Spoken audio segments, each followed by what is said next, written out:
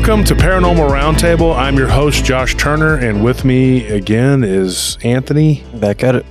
And we are here with our guest, our esteemed guest and colleague, Deborah Hatswell. Before we get into that, let me explain a few things. We have a live stream that's on Fridays and Sundays. It's a YouTube exclusive. So if you're listening to us on the podcast, Spotify, I really like Spotify. I hope you listen to us on Spotify or YouTube. And but not that I don't like the other platforms. If you're going to be on the other platforms, there's a lot of people that do, and that's fine. But those are Spotify and YouTube are just my particular favorites. So what I want to tell you though is we have a Facebook group. Go join it, okay? And we put the links to these shows, and now on the weekly shows we're doing on Tuesdays and Thursdays, we're doing every other week. We're putting one on there. So if you go and you leave a comment on the show link, you could win something like an autographed book from one of many authors or even one of mine. We have also a Patreon, $10, $20, $30, $40, $50 tier. $10, you wait 2 months, you get a swag bag, which consists of an autographed book and some cool stuff. $20 is basically the same thing, but you get a shirt. And then on the $30 tier, you get a shirt and a book, same thing, but you get, I believe, 2 books, right? Yeah. And then $40 tier, you get a book and then one of my autographed books. $50 tier, you get both of my autographed books and one of my colleagues' books, which could be Barton Nunley, Nick Redfern, Ken Gerhard, Lyle Blackburn, David Wedley, just Chad Lewis, just depends. All of them are very good personal friends of mine, and they're all autographed. So that's a cool thing. And if you're in the UK and you are a Patreon, I will send you a book from Paul Sinclair. I have a deal made out with him to where he'll send you a book. And I don't know what else he sends you. I don't know if he sends you some werewolf fur or what he sends with it. But hopefully, hope, you never know. He might send you a werewolf tooth. Just kidding, Felix. I'm pretty sure he doesn't have any of those in stock. I think they're all gone. He sold them on his eBay store. But here's the thing. I want you to know that even if you listen to us only on the podcast and you don't listen to the Friday or Sunday live stream, it doesn't mean that I like you any less, okay? It just means that you're not a good person. It just means that we like the other people more. Yes, and you're not a good person. And we're just kidding. But anyways, that's what's going on. Join the Facebook groups. Paranormal Roundtable has many Facebook groups. Paranormal Lounge, which is Nellie's. Go join, check it out. We're also involved with Barton Nunley's and Humanoids. Also, who else? We got the Wolf PRT, Josh Wolf Turner, I think it's called, or whatever. Yeah, the fan page. Go join that. There's all kinds of stuff going on over there. And then we have, I think, the Quad Coalition of Sciences with Nick Valente. And oh god, there's so many different pages. Just go to the Paranormal Pro group. We have that too. We have the Holistic Healing group Nellie has, and there's a lot of them. Just go join Paranormal Roundtable. It's free to join. Just become a member, and don't forget to check us out on YouTube. And let's get started. Oh, and prtpodcast.com. Josh Turner at prtpodcast.com. That's how you find me. Also, we do have the zip-up hoodies. Everybody was asking about them. Now they're there. So Josh Turner, prtpodcast.com. Send me your stories and go check out the store. The link to it will be on this show, and you can get get a hoodie for winter. All right, folks, let's get back at it. So, Deborah, when we last left, you were in the middle of a story. You were just about to tell a juicy part of the story, and we had to stop. So, well, I think we were talking about how people can react differently to the same situation. So in a woodland in the northwest of England, about 6 years after I'd come out with my experience, there was a young couple who were courting. And as they were kissing and cuddling, the young lady started screaming because she saw what she described as a local pervert who was covered in fur from head to toe, and he was watching them do what they did. And the young man ran after it and couldn't catch it. And they were absolutely terrified. About 10 or 15 years after that, an older lady who's probably about my age, it's probably about 50, in her 50s at the time, And she was very earthy, very pagan and Wiccan, and absolutely lovely hedge witch. And she said that once she was with her lover in the woodlands, and as they were making love, they saw the green man who was completely hair covered and using the green of the trees to shield his eyes. And she said, oh, it's just one lover watching another lover in the woods. So, a very strange story, I know, but it just goes to show that people have a very different reaction to an experience, I think, depending on what they're like as themselves. So I know for me, people always say, why didn't you stop? Why didn't you stop and get a really good look at him? Because I thought he was going to kill me, and I didn't have a plan. You didn't have a plan. Your granddad didn't have a plan. You saw this thing and you're suddenly supposed to know every answer to every question that people have. Like, where do they live? What are they made of? What are they? How do they have babies? So I've spent probably most of my career trying to prove all of those things, mainly for the flesh and blood kind of people demand, don't they, in the flesh and blood spectrum, that they want all of this evidence. If you don't believe that the flesh and blood, I think there's not any evidence in the world that you could really sway you either way. But I mean, I don't just do cryptid reports, Josh. I do paranormal cases that end up on my lap and house clearances. I do a lot of things privately that I don't speak about. And I've had the odd experience where I've tapped into a murder and been able to see through the murderer's eyes. But I try to close that down as much as I can, because that is a horrible experience to have to go through. So...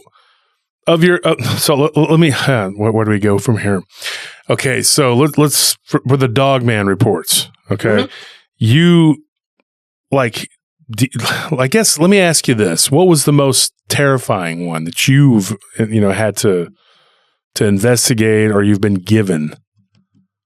I would say some of the cases I've been working on recently are terrifying, and maybe not for the sense that people think, where there's been an absolutely violent or horrific attack. More frightening in a way that they seem to be followed home, and things start to happen around the home, and that worries me. So much so I reached out to a number of podcasters and nobody got back to me, unfortunately. It's happening so often now and seems to be on the increase from 2017 for some reason. But we're getting people who are out and they're experiencing a dogman creature, and then go home and they start to experience things in the garden, or the dogs don't want to go out there, or this creature will kind of, when they're out there with the dog, will shake a tree or do something really frightening to them, and then it will start to appear over the fence or outside of the kitchen window, and unfortunately in some cases make it into the home. That absolutely terrifies me, because you can't protect yourself from that. I think you've got to have a really strong will to be able to just shut that down overnight. That's impossible for anyone. I worked a case recently, and it was a gentleman, and he said it was a really hot night, Deb, really, really hot night, and we had the windows open quite far, and he lives on the edge of town, really. It's not a place where you'd expect something like this to happen. But he said his wife was away with the kids, gone to visit relatives, because he'd lived out of the country for a while. They were living in Sweden and he'd not long since moved back. Now, what he didn't know was the area where he lives, there are two other reports of a upright, canid creature. One witness called it a dogman, the other witness called it a werewolf, both separate occasions. So he's lay on the bed. It's so warm. He said, I'm dozing, and I've got my little dog's with me. And the next thing, she's on my chest, and she's pushing down on my chest. And she's normally a very vocal dog, and she isn't making any noise at all. But I can see the fear in her eyes, and she's looking at the open window and looking at me. He said, and honestly, I was so tired, I just pushed her off and tried to go back to sleep, and she immediately got back on my chest. He said, and she kept pushing on my chest, and she was really worked up about something. And he said, the next thing from outside, he hears this noise. And he said, it's down the embankment, and it sounds like the cross between an animal and a human type wail. He said, but what was worse, Deb, it sounded female. It was like a female howl crossed with it, with a wolf. He said, and this feeling of utter dread just filled me. And I lay on that bed and I knew that if I moved, I was dead and I couldn't move. I was absolutely frozen in time. And he struggled with sharing that. He really struggled with sharing it with me, and he was quite emotional when we spoke. And I said to him, that's quite understandable. You've acted primarily there. You've made sure that you're safe. You've done the thing that's kept you and the dog safe. And he said, I think even the dog knew that if it had barked or kicked up a ruckus, that something would have happened. He said, and it was even, you heard it move off and go down the embankment into the valley and follow the river. So very typical of a cryptid. And I said to him, it was so rare to get a female report of a cryptid wherever you live in the world, But like I say, there had been 2 other cases in that town in a 10-year period. And I felt for him. I really felt for him. I could tell how frightened he was. And I remember thinking, imagine what that's like, being at home and it's 3 o'clock in the morning and you just hear this howl, this awful blood-curdling howl, and you don't know what it is. And it's around your home. So it's not in the wilds or where you went camping or where you went out investigating. It's at your home where your family is. And I've experienced that, and it was awful. It was awful. We followed a set of tracks and they went right to my back fence. And that is just, that was just, no, that was too much. It was just too much. And it was just like, it made me back off quite a lot. And it was when I realised that you really have got to be safe. You can't just go bungling into areas. You don't know what you're dealing with. And, we have to learn. You said it yourself when we last spoke, it's fluid. Not only is your experience fluid, but also you're investigating. It changes as different evidence comes in, And then I spoke to a man in Wales, very similar to me. He said it was a woodland that he'd grown up in as a kid. So he played in it his entire life. He absolutely loved it. And just before COVID hit, he was in a car crash and he broke his leg and his arm and he was in quite a bad way. And we'd been locked down at that point for probably 2 years and it was just too much for him. And his friend said, I'll drive you up there. Why don't you make, like a flask of coffee and something to eat, and I'll drive you up to the woodland, sit down, have half an hour, and I'll come and pick you up and drive you back home again. And he said, that's what I did, Deb. And it was beautiful. He said, I was up there and it was lovely. And I just sat on this log and I'm remembering all this fun I had as a boy. He said, and I noticed to my right-hand side a movement, a very quick movement. And as he looked, this thing stood up. He said it was about 7 foot tall. It looked like a wolf. It was up on 2 legs, very thick and muscular. And it just turned its head really slowly and made eye contact with him and stared at him, turned its head slowly back and walked off into the woodland. And he said, I can't go back to work. That wood's next to where I work. So in the last 2 years, we kind of kept in touch with each other as he's left there and found a different job. And he's actually left the area. He's moved to another town and on another property. And that happens more than people think. I can think of 2 other cases straight away that I've worked in the past 3 years where the person's moved. Just out of fear, absolute fear. And I get it. I understand that. If it's somewhere miles away, you don't have to visit there again. But it's your home. They're the cases that terrify me. Yeah, that's very similar to what happened to a couple of our previous guests on the show, Craig and Jennifer Breen. They saw one of these things in the road. First, it was eating something. The next day they went home. The next night, they saw one of these things. It showed up to their house. Mm-hmm. And they think that it was trying to lure them outside because their dog was outside and it was getting just close enough to scare their dog, but it wasn't attacking their dog. Their theory was that it was using the fear of their dog to lure them outside because, if you're a dog owner, you want to keep your animals safe. And it made sense because if it wanted to kill the dog, that dog would be dead. Yeah, that's it. But what was its reasoning? Like you say, it was using the dog as bait, wasn't it, really? Yeah. You hear cases where people will hear a baby crying in the woods and they will be drawn by that and then they will see this creature. What if that creature, let's just throw it out there, is feeding on that fear? What if that fear is what it's marinating you? That's what I think. Yeah. I mean, we talk about that all the time. Yeah, we've talked about that. Well, it's like a type of meat tenderizer or seasoning for them or something. Mm-hmm. fatten you up like Hansel and Gretel. Yeah. I never put that creature that I saw in 1982, I never put that together with the paranormal experiences I as a child in my bedroom. They were very separate events. But after counselling people for 40 years on the subject, I think they are connected. I think they're very much connected. And I think what came to visit me as a child when I was a kid fed on my fear. Because eventually, if you see something so many times, you don't fear it anymore. You stop fearing it. Well, it'd get worse. It'd look more fierce, or it'd do things in a more horrible way that would terrify me. And I was only about 3 or 4. I was only little, really, really little. And I actually remember the very first time I was terrified. I was in my cot and I was really, really frightened.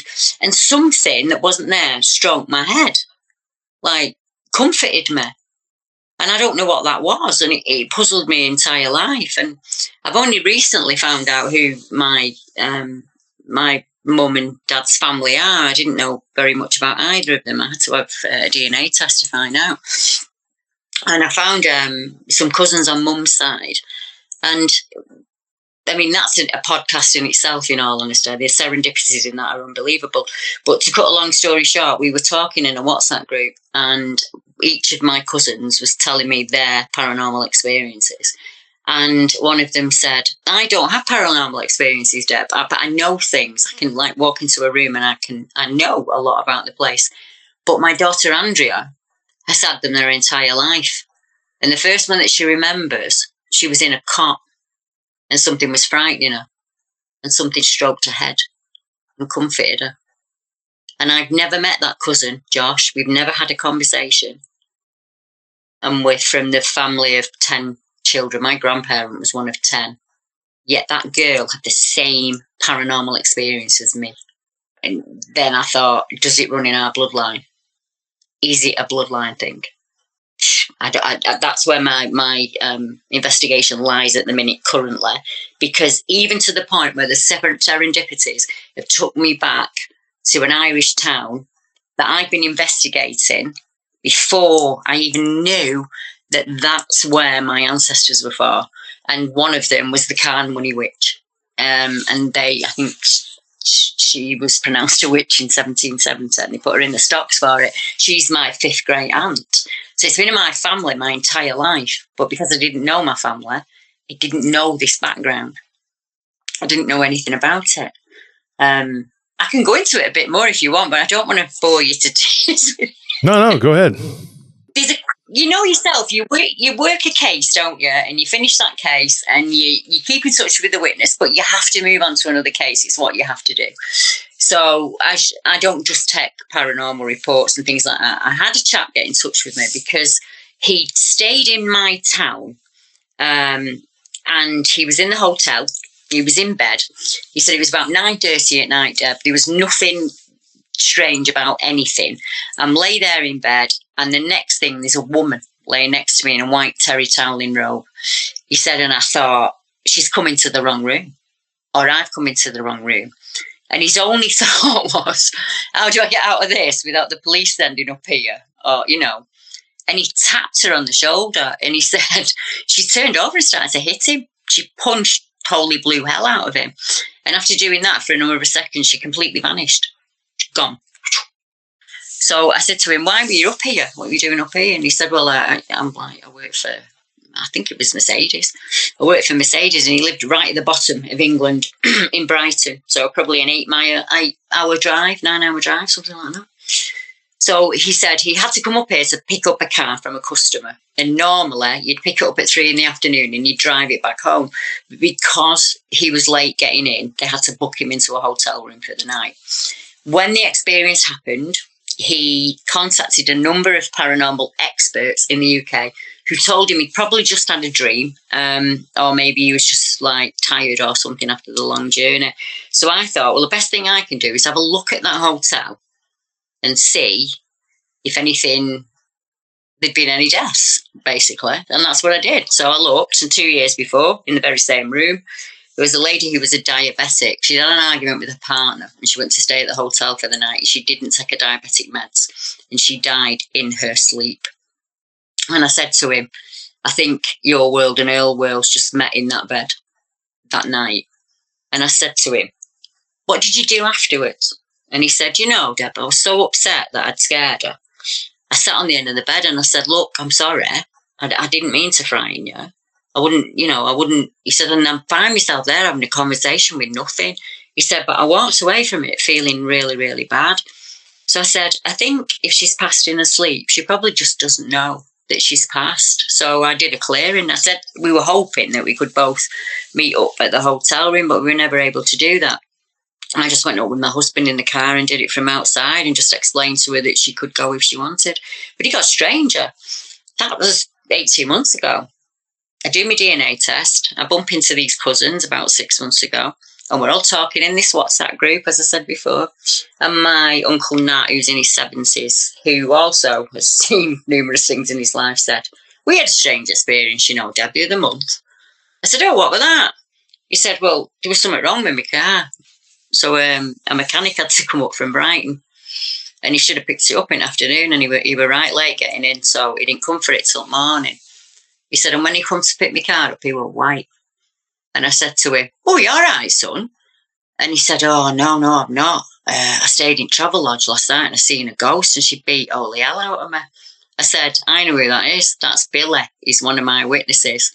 And he was like, what? And I was like, hang on there, Uncle Nat. So I went and took a photo of the screenshot of me and Billy talking. And I said, that mechanic that picked up your car is a paranormal case that I've just worked. How does that happen? Oh, wow. What are the odds? You know, how does that happen?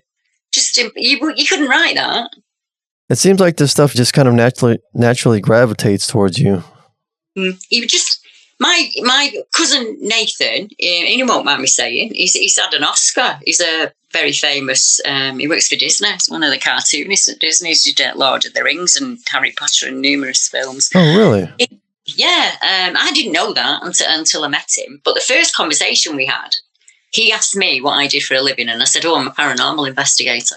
And he went, oh, funny you should say that. When I lived in London, I was there one day, I lived in a flat, I was a single man. He said, and I heard this ding. He said, and I go out in the room, and there's a little gold horseshoe, and it's on the floor. He said, and I'm thinking maybe it was my girlfriend's or a visitor's or something like that. He said, and I thought no more about it. I just popped it in my pocket. He said, but any day we were leaving. We were going out that day. We were going out to Cornwall. He said, no, we get to Cornwall, Deb, and we pull up at the Witch Museum. And we go in there, and there's hundreds of these little gold horseshoes pinned up everywhere in the thing. So I promised him, I've not done it yet. I said to him, well, let's have a see if we can tie our family to that area. And I've not had a chance to do it yet. But I said to him, do you know, I remember going there as a child. My mum and dad took me to the Witch Museum at Bowcastle when I was a little girl. And it's just the serendipities between us all. It's just really, really strange. It's just, and we're talking about people who don't know each other. So my grandma was born in 1921. I don't know any of her brothers and sisters or their children or anything like that. We weren't close. We weren't that kind of family. And it's just strange, that just really, really weird serendipity that keep coming up for me. So years ago, I just thought, oh, I'll stop worrying about it. I'll just go with it. It's never done me any harm. It's kind of worked out for me, you know. And here I am today doing what I do, talking to Josh Turner. Nobody believes. What do you think about it? I don't know if that's serendipity or not, but I think it's you make your own luck kind of thing. I don't know. Yeah, maybe. I put the work in. I got to be honest. I put the work in. I've been ridiculed. I've been, you know what it's like when you've had it yourself. People just come at you, don't they? They burn you at the stake because they have different opinions of you. So I've been through all of those things. And I just think it puts us, people like me and you, in a unique position. You can understand a witness because you've been there. You've had the same feelings as them. The same questions have run through your head. So you've already got that empathy for him straight away.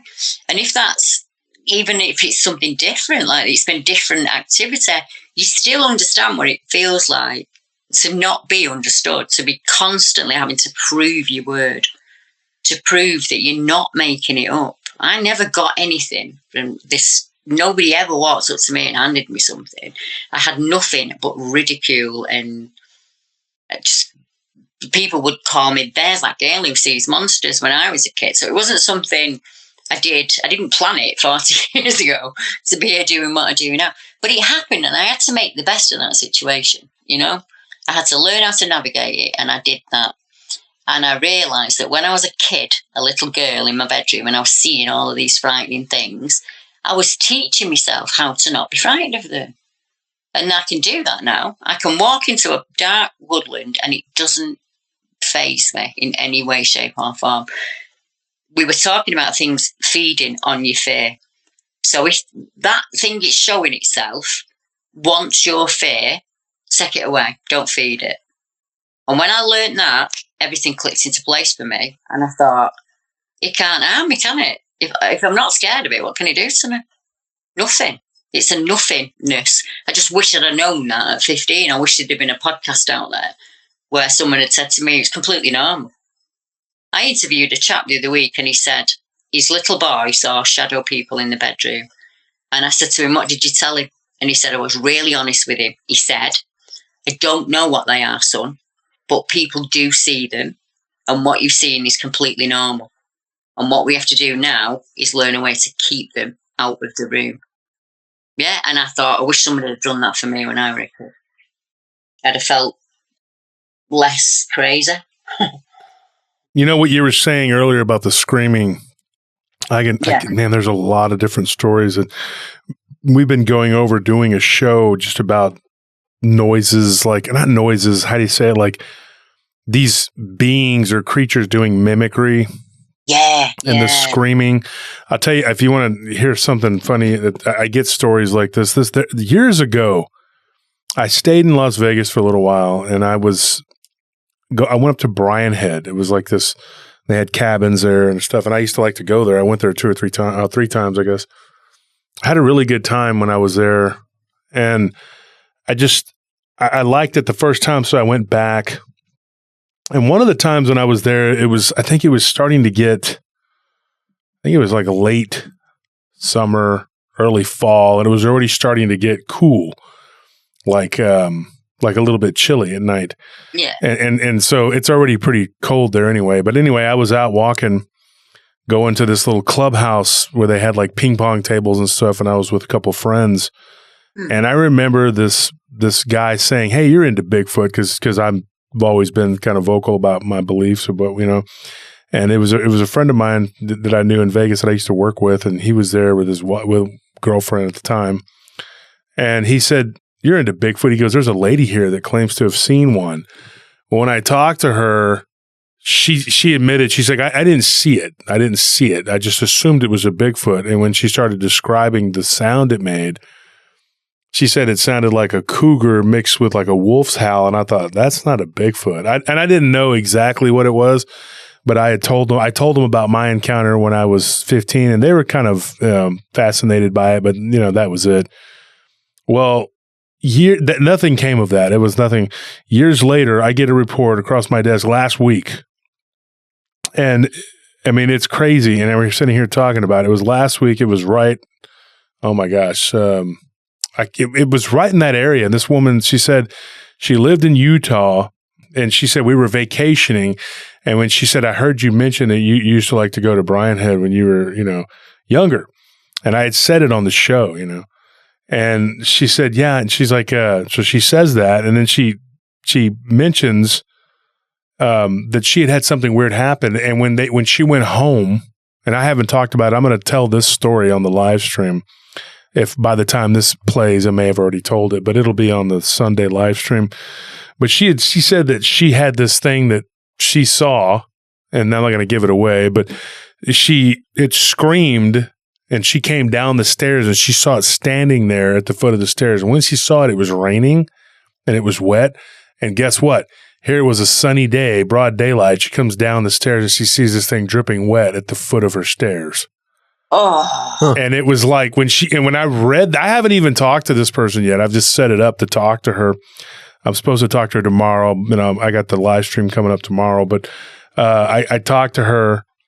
or corresponded with her, and I said, yeah, I want to hear your story, and I can't wait to tell her that, there was another person that had described this screaming noise that sounded very similar, way back in, when I was a young guy in my early 20s, whatever. But I can't believe that, the way that these things fall out, it's like, I guess you get so many reports, eventually it all comes around full circle. Like me and Anthony, and, we grew up in our hometown, and people know now that they can come to me and tell me stuff. And I just got a new report Tuesday, which, as of this would be Thursday, And so somebody told me, hey, I grew up in, right outside of Taylor, Texas, and I saw something really crazy. And so I think that this person's probably going to give me a Dogman story from what it sounds like. Of course, we didn't call it Dogman. We didn't know what it was. We didn't say, I saw a Dogman. Nobody said that. I was going to ask you that. Yeah. I was going to ask you that. What did you call it at the time, Joe? Well, for us in our hometown, and Anthony, you want to answer that? Our hometown is like predominantly like white and Hispanic, and the Hispanics would call it the hombre lobo, which is the wolf man. We also have a legend of a black dog. It's like a spiritual black dog with red eyes. It's called the cadejo. Right, I get you. Yeah. Well, and our town, I think now is probably predominantly Hispanic. Yeah, but it used to be like a pretty good mix of white, black, and Hispanic. The white people always just called it a werewolf. They didn't, and the black people would call it a werewolf, or they would call it the haint. Yeah. But on the south side of Taylor, there were these legends of these things. People would see them in town. And my friend's grandmother, and I think I talked about it in my book. But I know that, if you watch that movie Transformers, where Mark Wahlberg is jumping around with Optimus Prime, and they're fighting that mercenary, or what is he, a bounty hunter robot? Yeah, I think so. And they're fighting him together. I always trip out because I'm thinking, man, just like, 50 feet from there is where, right there is the railroad tracks where my friend's grandmother told us a crazy story when I was a kid. Yeah. We were hanging out, we had all gone swimming, and then because there was a pool right there by where he lived, and then they were barbecuing. And that particular area was considered the black part of town, but I hung out with my friend there, and his grandmother, she was African-American, and she said, she's like, I saw this guy. She goes, I know it was a werewolf. She goes, he looked like a wino. Right. She always said that because, that's how they talk, the old timers. They would say that. And she's like, I saw this wino, but it was a haint. And she started telling us this story, and I'll retell it to you real quickly, but the fans and the audience, whoever, they've all heard it, the listeners. But it was weird because, like, he was laying underneath this railroad track. When she came out, she saw him still in his clothes, but looking like a werewolf. Right. And he was laying underneath like an abandoned railroad car that had been there for a long time. And she was just like, what the heck is that? Like, it was just the weirdest thing, but I always trip out when I see that. I've seen that movie a couple times, and I always think about that because where they filmed that, there's history right there, Yes, definitely. You're tied to that place, aren't you? People ask me that all the time. I say, but you know that area better than anybody else. The rivers and soil from that area are in your blood. So, of course, you're connected to that land, in a way that nobody understands. It just, is it in Williamson County? Yes, it is, yes. Well, there's a town there called Hutto, not too far ahead. Hutto. Yeah, Hutto, yeah. There was a nighttime sighting there, 2017. Oh, really? Because in my book, there's a guy named Phil Balcar he works for my on our cell phones. Like, he takes care of all of our phones and stuff, because for my business, we have to have phone network for, and so he outfits all of our guards and everybody with phones. And then one day we were talking about the show, and because I had given him and his employees a business card about, for the show. And the next time I go in there, he's like, look, man, he throws the card down on the counter. He says, you didn't tell me that you knew about these werewolf things. He goes, I've seen one of these things. And so his story is in my book. And what's even weirder is a guy named Sean, who used to own the gun store right there, right out off 79. It's not there anymore because Samsung came in and now they've bought up all that and they're making a big super highway there. But Sean, who I grew up with, my dad and his dad and parents my mom and dad were friends with his mom and dad. And he went to Hutto. I went to Taylor. But it was weird because he told me, he's like, yeah, it was me and my friend Sean. And I said, oh, yeah. I was like, my friend Sean used to live right there on 79. And he went to Hutto. And he goes, yeah. And then he named him his last name, which I don't know if I should say his last name, but it starts with a W. And I was like, yeah. I was like, that's my friend. Him and his brother Brock. I grew up with these guys. So when they saw that, they were in high school, and it happened the same year that I saw what I saw. I saw mine on October 31st. Theirs was like in third week of this, what did they say, right after Christmas or before Christmas, something like that. I think it's in the book or whatever, but it's crazy that they had this sighting, and they were driving around, with the friend of theirs, and they all three saw this thing, whatever.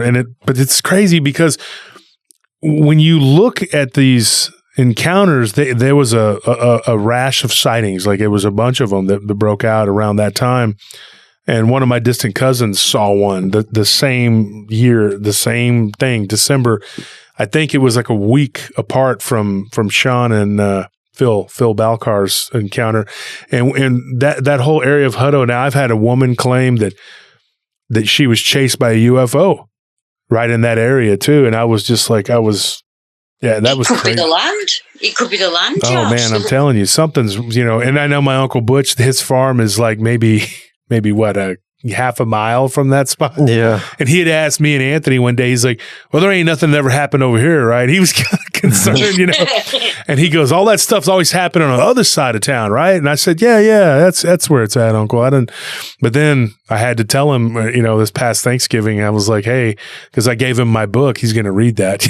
I told him, I said, look, I'm just going to tell you, there was a sighting not far from your ranch/farm, And he goes, well, I don't have much livestock there anymore, thank goodness.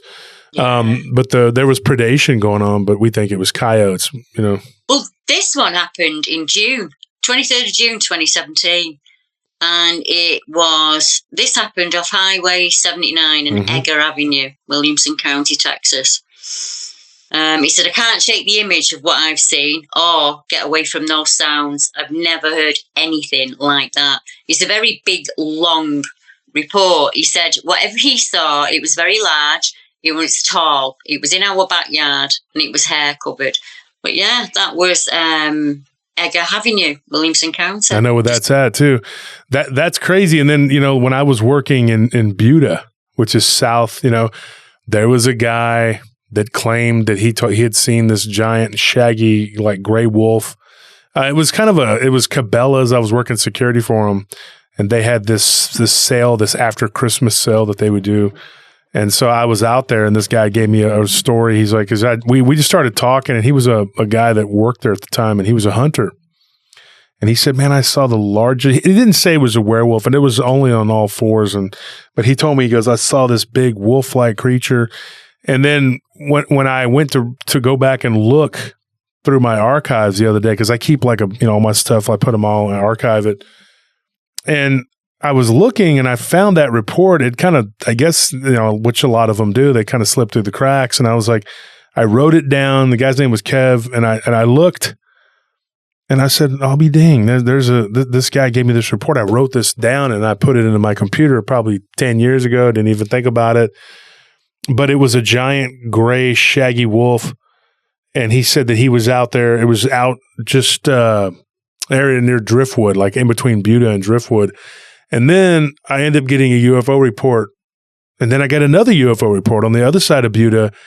And then further in, south of Austin, there's an area right there. And there's a guy that has a food truck, and his name is Brian. And makes really good tacos. But he's a really nice guy. He's a good friend of ours. And he gave us like a story, like a weird story. And I don't think I've told his yet, but he was talking about he was out burning his trash one day, because that's what they do out there. They don't have a place to pick up their trash. So anything that's not, that's paper or whatever, they can burn it. And so he was out there, and he said that something weird had happened. He saw something, And like I said, I haven't told that story yet on the show, but when I look at a map, like right just in between Austin and that spot where he lives, which is in just on the southern tip of Austin, where it's just the city limits, there were Bigfoot reports there, like 3. Yeah. 3 of them. And then there was another UFO sighting in that area. So I'm thinking, man, what is going on here? You get these reports and they cluster together, and then you get these weird Dogman reports. Go ahead. If they're seeing a creature, the common denominator is it's upright, it's on 2 legs, it's completely covered in hair. And people who don't know each other or know about each other's experience are reporting it. And then you've got UFO reports going on in the area. So I'd do 1 or 2 things, Josh, and I'd probably do them both. 1, pop them on a map, on a Google map, on a paper map on your desk. And then if anything comes in the future, might be able to see a pattern forming. It might be a seasonal pattern. People might be seeing them the same month, same season, same time each year. It might clue you into that. That's definitely one of the things that I would be doing. But I'd also look online for paranormal reports, because a lot of people, if they don't know a cryptid reporter, any experience that's possibly werewolf or like, they will report as a paranormal experience. And then I used to just look in hunting forums, camping forums, fishing forums for anybody who'd put, I had a really weird night last night when we were out, anything like that. And then you will build up a real decent map of that area. And you'll be like, actually, there's probably 10 accounts here, all of different activity. But that means that there is something different about that area. And then we start looking at what's different about that area. What did it mean to the Native Americans? Was it sacred in any way? Because if you're getting Dogman reports, there has to be burials there. There's got to be ancient burials on that land. When you stop and you start going back over these reports, and you uncover, there's so many that you hear about, but I always wonder, how many am I missing? How many are there that we don't know about? Because so many people, they don't talk about it. I've been eating at restaurants with my wife and with the guys here, and the waitress, like one of the waitresses at this place called Dos Salsas, she just told us, she's like, I saw one of these things when I was a kid, and it was like right there outside of my car. And you're just like, good grief, man. There's so many of them. There's so many of these reports. They can't be, it's got to be something to this. I mean, and then they're all, and I think it's all paranormal. Like, I think because it's like kind of like beyond the norm, but it's all paranormal. Exactly. You're exactly right there. When I wrote my first book, that was the first line in it. When I say the word paranormal, do not jump to ghost or ghost adventures. Mm-hmm. Paranormal simply means around normal, something we don't understand. But if it happens to ordinary people every day, it is normal. And they are experiencing a normal situation. It's society who puts the para or the super on it, because they don't understand it. It frightens them. But one way of not being frightened is to understand something. To understand all of it. It doesn't frighten you. If you can look at an area like me and think, I know for a fact that where Josh lives, there is going to be an ancient burial ground, because I've seen it over generations as I've taken the reports. In the same way that there's always, for some reason, a river and a bloody railway line. And I don't know why that's important. Yeah. But these creatures seem to move around using railway lines. A lot of people see them from trains. Yeah. Because the train area over there in my hometown is, and where those train track they intersect right there, because there was the cotton shipping, because Taylor produced that area was the black soil. It produced a lot of crops, especially cotton. So it was shipped all over the place. I was just going to say to you, do you know where it was shipped to? Oh, all over. It was shipped to west, mostly to the west, because they needed the cotton. Where I live. I live in that area where it was sent. It was sent to Lancashire in England because we have the right climate for it. And when I grew up, there are mill towns all around that moor.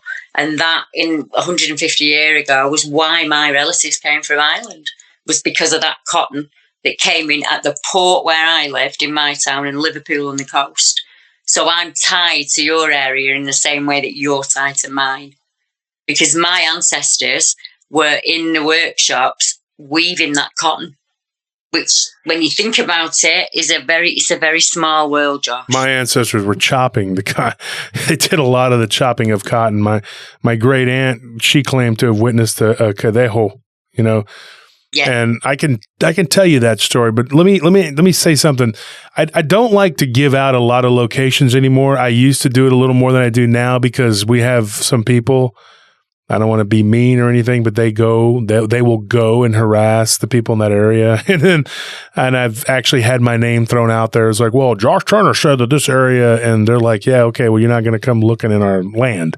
That's happening to me at the moment. Yeah, you got to be careful throwing those locations out there. So we've really scaled back on when I retell a story, I kind of have to be more vague, and it sucks because that's my quandary at the moment. You just can't do it because they will go and they will mess with people, or they'll find the person that you're talking about. And I always tell people, I'll give my full name, and I'm like, you know what, I'm just gonna say your first name because you'll thank me later once you're not getting harassed. Now, unless it's something that they want to do, you know, that they want their name out there, you know.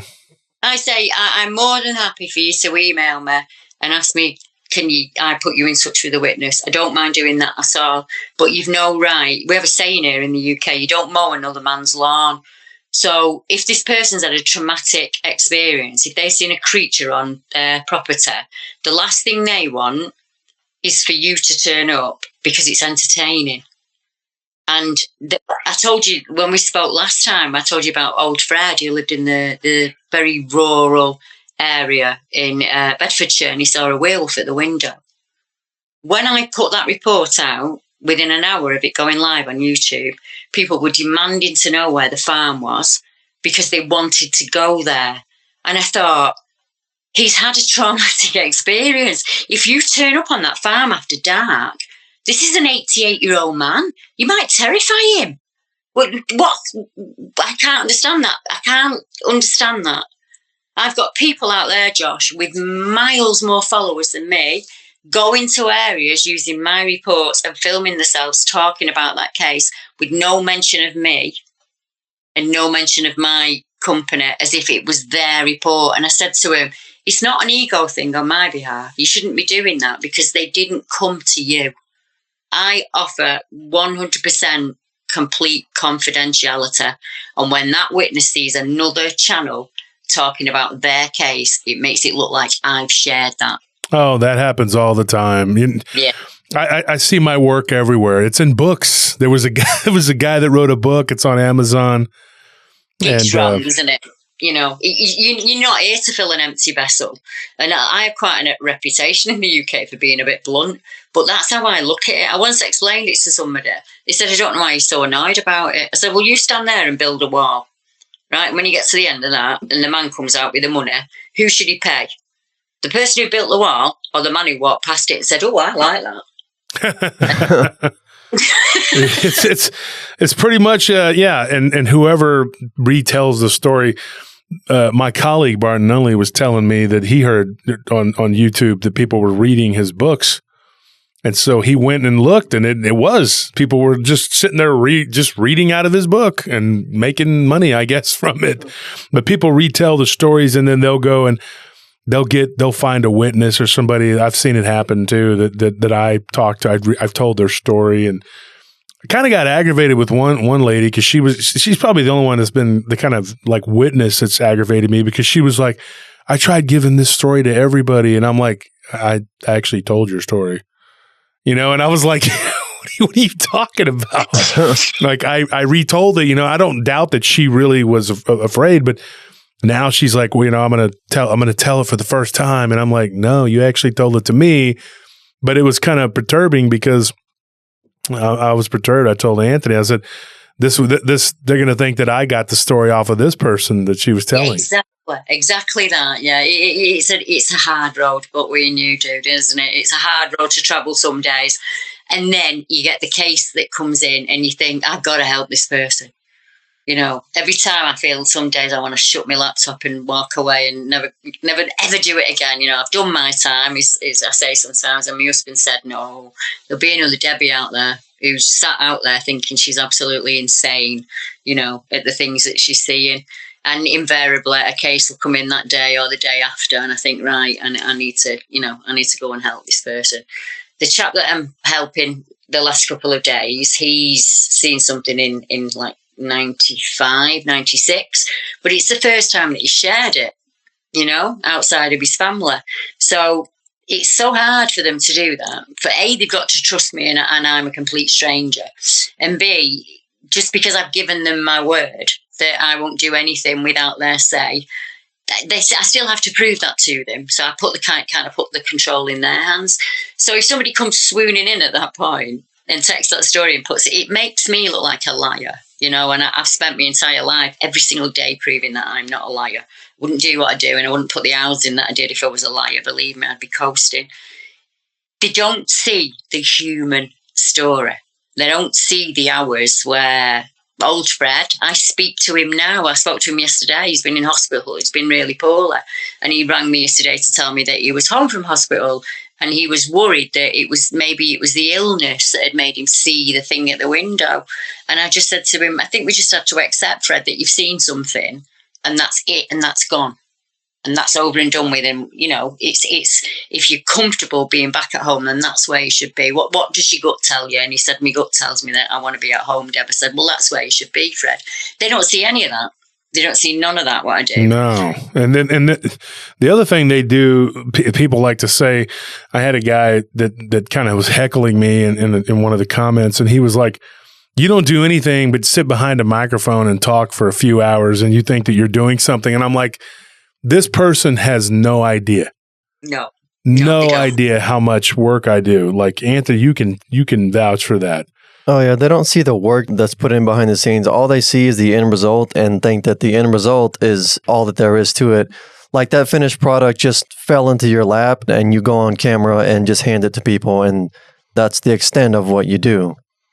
I spoke to, do you mind if I talk about paranormal stuff? Yeah. Well, one of the things I was going to say too, like the memorization for my show, mm-hmm. it's the memorization that goes into it because, when I interviewed Eric Palacios, like I'm interviewing you, I had talked to him at length and I was asking him questions. And when I went to interview him, like I told him point blank, he lives like here in Round Rock, like close to me. But he was shocked that I didn't take notes and I was asking questions and I remembered everything from memory. And Anthony told him that, and Eric was shocked because he was like, well, hopefully we'll remember all this because I told him I didn't have a pen when we were talking the first time. And I said, I'm not writing anything down, but I'll remember it. And he's like, are you sure? I said, I will. And absolutely everything that we talked about, I remembered it. And he was I think he was shocked by that. And when I'm on the live stream and I'm retelling people's stories, there's no prompter in front of me that I read from. Nothing. I'm just telling it from memory, and I'm pretty good, at what I do. And I'm not bragging, but people that want to make talk and heckle, let them try to do that. I would challenge anybody, and my stories aren't AI generated either, like some people's. Yeah. And I've said this before too. Even if they were, you would still have to remember. You would have to memorize it because I don't have, nothing. Man, sometimes I'll have my notes like right there, but I don't write down like a big, massive amount of notes because my fingers are messed up. So people don't realize that my memory it works. You know what I mean? Like that's what I use. And so for them to say things like, they're just, it doesn't add up. What they're saying. You take time away from your family. You could be doing, you could be doing any other thing that you chose to do other than what you're doing, but you're helping people. And in the beginning, it used to drive me mad, but my husband just said, just ignore them, Deb. Just help the ones that you can. Because honestly, I really think that even if I went out and caught a Dogman and dragged it in front of a camera on a live stream, they'd still say I was lying. Yeah, they're not going to believe it. I just think I don't care. 99% of people have made up their mind before they even write the comment. And I just think if that's how you want to be, then that's how you want to be. But every now and again, I will say, when someone will say to me like, I didn't like the way you interviewed that guy, and I'll say, well, how do you do it on your show? And then they go, well, I haven't got a show. And I say, well, there you go, rest my case. Is there anything you wanted to say at the, as we're coming to the close here, Deborah? Did you want to plug your channel? Do you want to plug your books? Well, first I wanted to thank you, actually, for inviting me on, because you have a massive following in the UK. They absolutely adore you, Josh. And they will be made up that me and you have sat down and had this conversation, same as with you and Paul. So thank you for that. That is absolutely massive to me. If anybody's out there and they want to get in touch with me, I've made it really easy. Everything's just under Deborah Hatswell, BBR Investigations. But I'm going to give Josh my link tree, and you'll be able to click on it, and it'll take you to my YouTube, my podcast, my website. I do the same as these guys here. I have Patreon and everything else. But if you just want to have a private conversation with me, we can do that as well. Just know you're not on your own out there. And I think that's it. And I'd love to come back on and do some more work with you, Josh. Yeah, absolutely. Enjoyed it, and the stories and everything. Deborah Hatswell, everybody. Thank you for tuning in to Paranormal Roundtable, and check us out. Like I said, join Facebook. You can send me a Facebook friend request. I wasn't really accepting any right now because of the stuff that's been going on with all these knuckleheads, but Josh Turner 940 on Instagram. And if you need, though, to get in touch with me or tell me a story, you can message me through Messenger. We don't have to be friends on Facebook for you to do that. And a lot of people just do that. They don't even give the email, but a lot of people use the email too. And there are 2 emails. But anyway, the old one that still works, people still send me a lot of stuff on that one. And then the new one, which isn't new, but it's the current one, Josh Turner at prtpodcast.com. So check out Deborah. She's got a lot of amazing stuff. You've written books too, right, Deborah? Yeah, I've written 2. The first one is, I called it The Unfortunate Fortunates. When you see something and people say to you, oh, I'd love to see that. And you think, yeah, it's basically based on what it's like to be a witness. The first book's about Bigfoot creatures, and the second book's about like werewolves and Dogman. And it's just witness testimony. And some of my thoughts and theories really on what these creatures are. Wow, that's interesting. That sounds like what I got. I wrote a book about werewolves and the Dogman phenomenon. The other one's the Bigfoot phenomenon. So you've done the same thing.